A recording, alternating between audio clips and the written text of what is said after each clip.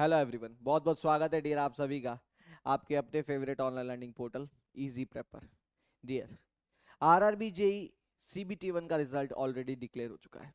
I hope आप सभी ने अपना अपना रिजल्ट चेकआउट कर लिया होगा और अब आपको क्लैरिटी मिल गई होगी कि आप में से कौन से स्टूडेंट्स सिलेक्टेड है नेक्स्ट स्टेजेस के लिए और कौन स्टूडेंट्स बेसिकली को नेक्स्ट स्टेज का प्रिपरेशन नहीं करना है बल्कि नेक्स्ट आरआरबी का सेगमेंट का वेट आउट करना है। ओके, तो अगर आप सभी ने अपना रिजल्ट चेकआउट कर लिया है तो अब आपको जरूरत पड़ेगी कि क्या प्रिपरेशन स्ट्रेटजी रहनी चाहिए हम सिविल इंजीनियरिंग स्टूडेंट्स की, कि किस तरीके से प्रिपेयर करें इस नेक्स्ट 15 20 25 सर कितने दिन बाद एग्जाम होगा, वो एग्जाम जब भी होता है उस 15 20 दिन का हम कैसे बेटर सदुपयोग कर सकें। तो इसी के लिए आप सभी के लिए एक बेहतरीन एनालिसिस में लेकर आया हूँ। लास्ट ईयर जब आपके पास लास्ट टाइम जब आरआरबी हुआ था यानी 2019 में, तो आपके मल्टीपल शिफ्ट्स के पेपर्स का प्रॉपर एक एनालिसिस करके कि आपके पास क्या सब्जेक्ट वेटेज रहा था उन पेपर्स में, क्या एवरेज मार्किंग्स रही थी उन पेपर्स में। अगर वो चीज आपको क्लियर हो तो उसके बेसिस पे हम लोग ये डिस्कस कर सकते हैं कि आपको इस 15 20 दिन का क्या बेटर यूजेज आप कर सकते हैं जिस तरीके से आप बेहतरीन रिजल्ट्स आप अपने सीबीटी 2 के एग्जाम्स में देख सकें। ओके, तो we will see out about subject time analysis के आपके पास जो लास्ट ईयर का पेपर था, अगर उसको देख के हम एनालाइज करें कि क्या मार्किंग स्कीम्स रही थी उस पेपर की, तो पहले वो चेकआउट कर लेते हैं। तो फर्स्ट वी विल चेकआउट के 2019 के जो पेपर थे उनका एनालिसिस क्या होता। अगर यहां पर मैं देखता हूं तो आप सभी का चिर प्रतिचित सब्जेक्ट यानी आपका बीएमसी, बिल्कुल बिल्डिंग मटेरियल्स कंस्ट्रक्शन की हम बात करें तो आपके पास एवरेज मार्क्स अगर मैं देखता हूं तो 20 मार्क्स का आपको ये सब्जेक्ट देखने को मिला था 2019 के पेपर्स में, ये एवरेज मार्किंग है। तो again very very important subject हो गया क्योंकि 20 मार्क्स काफी बड़ा नंबर लेके चलता है आपके पूरे पेपर के अंदर।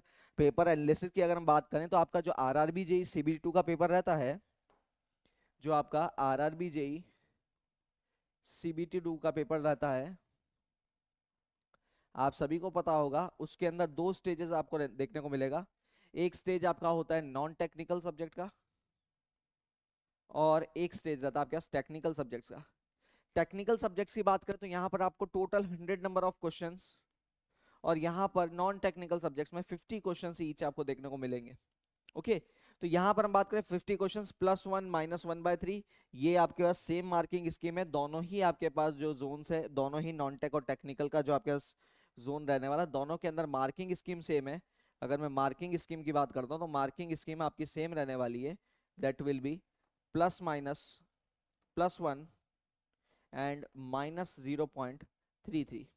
ये मार्किंग स्कीम आपको इस पूरे एग्जामिनेशन में देखने को मिलेगी। तो यहाँ पर हमारे पास जो टेक्निकल पोर्शन है वो 100 मार्क्स का है। तो आप सभी जो सिविल इंजीनियरिंग के टेक्निकल स्टूडेंट्स हैं वो यहाँ पर एक बहुत अच्छा स्कोर जो है परफॉर्म कर सकते हैं और यहाँ से भी हम किस तरीके से परफॉर्मेंस हमको बेहतर देनी है वो भी हम चेकआउट करेंगे आने वाले कुछ सेशंस में। ठीक है, तो अगर हम बात करें यहाँ पर तो टोटल इन 100 क्वेश्चंस में से 20 questions on an average across all shifts आपको बीएमसी से देखने को मिले थे। वहीं पर अगर हम दूसरे सब्जेक्ट्स की बात करें तो आप यहां पर देख सकते हैं नेक्स्ट अपना सब्जेक्ट है इन्वायरमेंटल इंजीनियरिंग, जो कि एवरेज अगर मैं मार्क्स देखता हूं सभी आपके पास शिफ्ट्स में तो 6 मार्क्स के क्वेश्चन आपको देखने को मिले। अगर हम आरसीसी की बात करें तो आरसीसी का अगर एवरेज मार्किंग स्कीम आप चेक करते हैं तो ये 12 मार्क्स का आपको देखने को मिला। अगेन काफी इंपॉर्टेंट हो जाएगा, ठीक है, क्योंकि रीजन है 10 मार्क्स का जो बैरियर है वो क्रॉस कर चुका है। ट्रांसपोर्टेशन इंजीनियरिंग, अगेन देखो अभी के ट्रेंड के हिसाब से ट्रांसपोर्टेशन के क्वेश्चंस काफी देखने को मिल रहे हैं। तो अभी जो रीसेंट ट्रेंड चल रहा है पेपर्स में ट्रांसपोर्टेशन, इधर भी एवरेज मार्किंग आप चेक करते हो तो 14 मार्क्स का आपको देखने को मिला था। अगर मैं strength of materials and theory of structures की बात करता हूं तो यहाँ पर आपको टोटली 11 मार्क्स क्वेश्चन आपको देखने को मिले हैं आपको इन सब्जेक्ट से। तो अगेन ये दोनों सब्जेक्ट भी आपके लिए काफी जरूरी हो जाएंगे। स्टील की बात करें तो 7 मार्क्स। अगर हम बात करें सर्वे की तो सर्वे आपको 4 मार्क्स का देखने को मिला। वहीं पर अगर फ्लूइड मैकेनिक्स, हाइड्रोलिक मशीन्स और ओसीएफ को जोड़ते हैं तो total there were 5 marks, 5 questions that are asked from all of these subjects. अगर हाइड्रोलॉजी इरिगेशन की बात करें, अगेन आपको 2 मार्क्स की हाइड्रोलॉजी इरिगेशन देखने को मिली थी।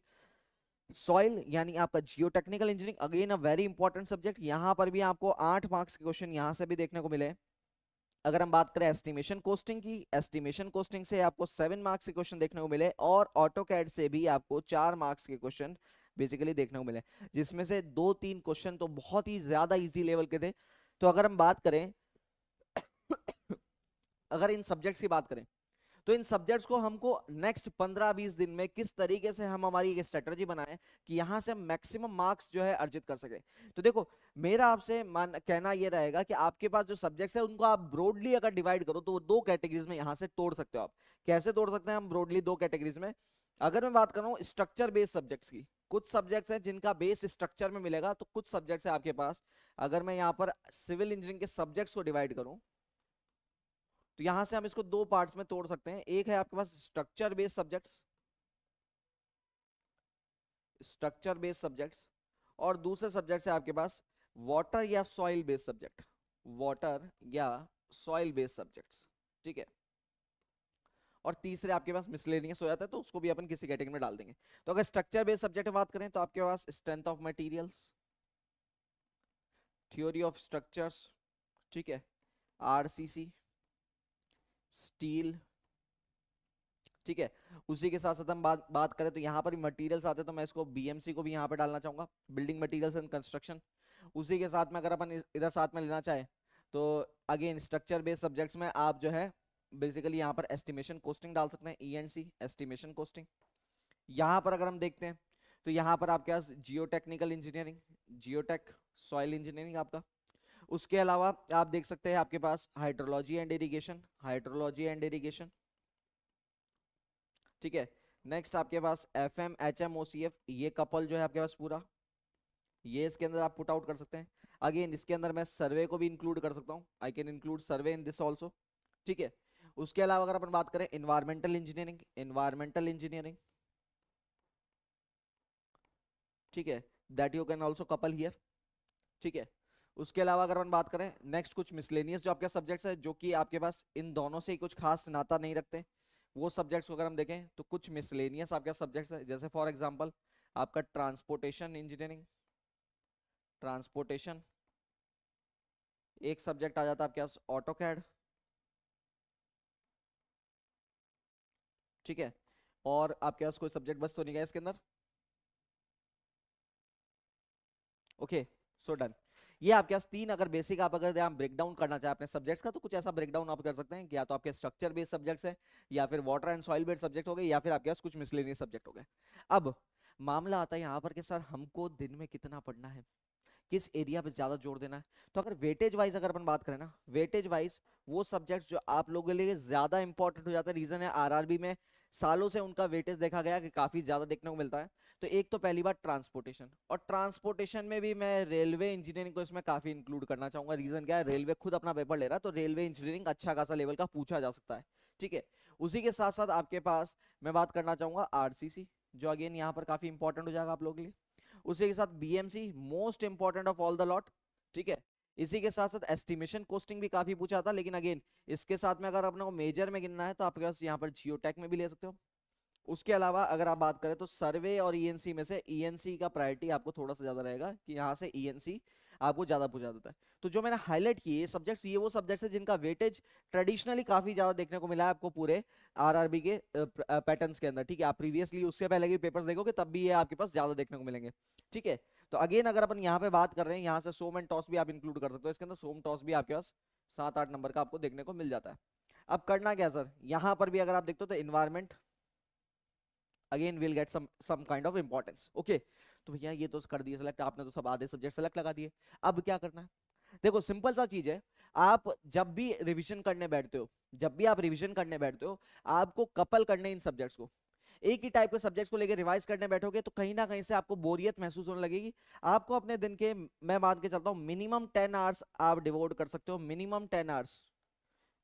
देखो अच्छी जॉब चाहिए, पहली बार में चाहिए, इतना पढ़ाई करना पड़ेगा।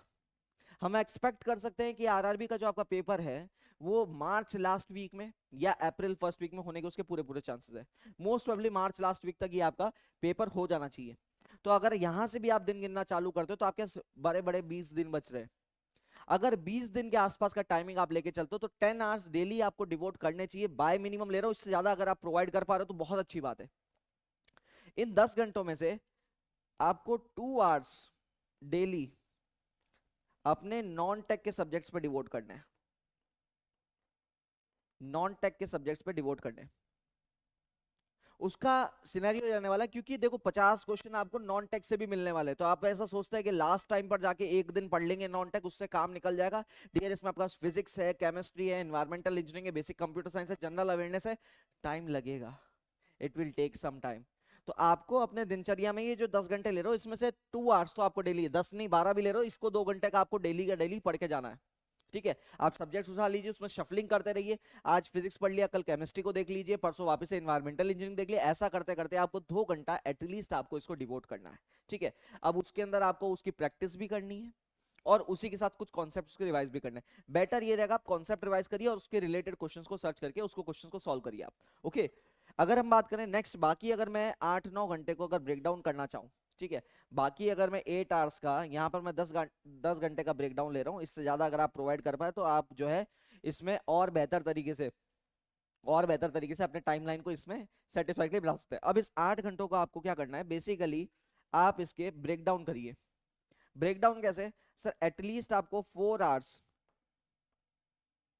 अपने मेजर कपल्स को देना है। मेजर कपल्स क्या है सर, 4 घंटा मेरे को आपके पास जो स्ट्रक्चर बेस्ड सब्जेक्ट है उनसे जुड़ना है, और 4 घंटे मुझे मेरे जो बेसिकली वाटर या सॉइल बेस्ड सब्जेक्ट्स है, वाटर या फिर सॉइल बेस्ड सब्जेक्ट जो है उनसे लेना है। ठीक है, ठीक है, उसके अलावा किसी दिन अगर आपने चाहा तो वाटर या सॉइल बेस्ड सब्जेक्ट नहीं लेके आपने ट्रांसपोर्टेशन या ऑटोकैड को बेसिकली टाइम दे दिया। ऑटोकैड अगर जनरली अगर हम बात करें तो 2 से 3 मार्क्स का या 4 मार्क्स का आपको पूछा जा सकता है, तो उसके लिए आपको बहुत ज्यादा चिंता करने की जरूरत नहीं। अगर आप आधा घंटा भी अगर पढ़ लेंगे और या फिर आप मान के चलिए इस टोटल 20 दिन के अंदर आपने 5-7-8 घंटे भी अगर ऑटोकैड को डिवोट कर दिए, मोर देन इनफ रहने वाला आप लोगों के लिए। ठीक है, तो इतनी चिंता की बात नहीं है। तो बस एक ट्रांसपोर्टेशन, स्ट्रक्चर बेस्ड सब्जेक्ट और वाटर बेस्ड सब्जेक्ट, इनमें आप क्या करना है, आपको बेसिकली इनको आप डिवोट करते चलिए। जैसे 4 घंटे हमको स्ट्रक्चर बेस्ड सब्जेक्ट पढ़ना है, फॉर एग्जांपल आज मैंने आरसीसी लेके चालू हो गया, तो आरसीसी को 4 घंटे मेरे को आरसीसी को डिवोट करना है, और उसी के साथ साथ 4 घंटे इनमें से कोई एक सब्जेक्ट उठा लो।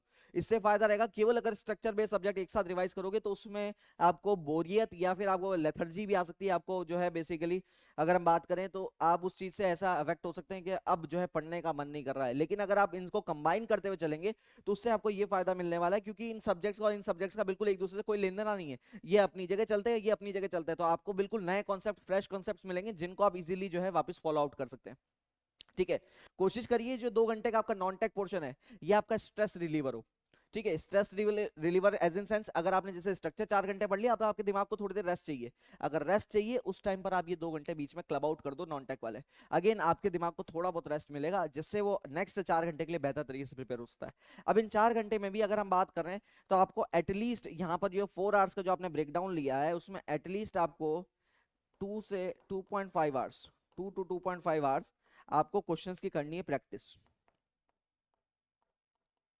तो जो भी आप कंसेप्ट देखें, जो भी आपने मान लीजिए कुछ 4 चैप्टर पढ़ लिया आपने 1.5 घंटे में, रिवाइज ही हो रहा है इस टाइम में, तो आपने मान लीजिए 1-1.5 घंटे के अंदर कोई सब्जेक्ट आपने रिवाइज कर लिया या उसके कुछ चैप्टर्स रिवाइज कर लिए, उस चैप्टर के क्वेश्चंस आपको अगले 2-2.5 घंटे बेसिकली सॉल्व आउट करने हैं। उससे ये फायदा होगा आपको कि जो भी आपने टॉपिक पढ़ा है, जिस टॉपिक से आपने बेसिकली स्टडी किया है, उस टॉपिक के अगर आप क्वेश्चंस लगा दें, कॉन्फिडेंस भी बूस्टअप होगा और आपको ये भी पता चलेगा उसको अप्लाई कैसे करना है, तो एप्लीकेशन पोर्शन भी क्लियर होता रहेगा। तो आपको बेसिकली डेली अगर मैं ये 4 आवर्स का बेसिकली ब्रेकडाउन अगर दे रहा हूँ तो इसके अंदर 2.5 घंटे आपको प्रैक्टिस मारनी है और 1 से 1.5 घंटा आपको बेसिकली चीजों को रिवाइज करना है। रिवाइज करने के लिए आप अपने short notes, ultra short notes, इन तकनीकों का यूज कर सकते हैं ताकि बेहतर तरीके से आप चीजों को रिवाइज कर सकें। क्योंकि मैं मान के चल रहा हूँ आपने अभी तक एटलीस्ट सब्जेक्ट्स को अपना सिलेबस जो है कंप्लीट कर लिया होगा, तो एटलीस्ट आपने सब सब्जेक्ट्स पढ़ रखे हैं। तो जब आपने सब्जेक्ट्स पढ़ रखे हैं तो उनका रिविजन के लिए जो आपने शॉर्ट नोट्स प्रिपेयर किए उन शॉर्ट नोट्स को फॉलो करिए, उन शॉर्ट नोट से अपने जो टॉपिक्स है, अपने जो एरियाज है उनको रिवाइज करिए और उन पे प्रॉपर प्रैक्टिस करिए। क्योंकि अगर ये प्रैक्टिस का पोर्शन भी अधूरा रह गया तो भी आपको एग्जामिनेशन में दिक्कत महसूस होगी। केवल कंसेप्ट जानने से एग्जाम नहीं निकलता है, उसकी प्रॉपर प्रैक्टिस जरूरी होगी। तो ऐसा कुछ आप अगर ब्रेक डाउन करके प्रॉपरली मैनेज करते हैं अपना टाइम शेड्यूल, तो जरूर आपका इस बार के अंदर आरआरबी का सीबीटी क्वालिफाई हो जाएगा और इस साल के खत्म होने से पहले आपके और आपके परिवार के हाथ में एक प्रॉपर ड्रीम जॉब अपने हाथ में होगी। तो ऐसे ही और सेशंस के लिए जुड़े रहिए आपके favourite online learning portal easy prep के साथ। Thank you so much guys.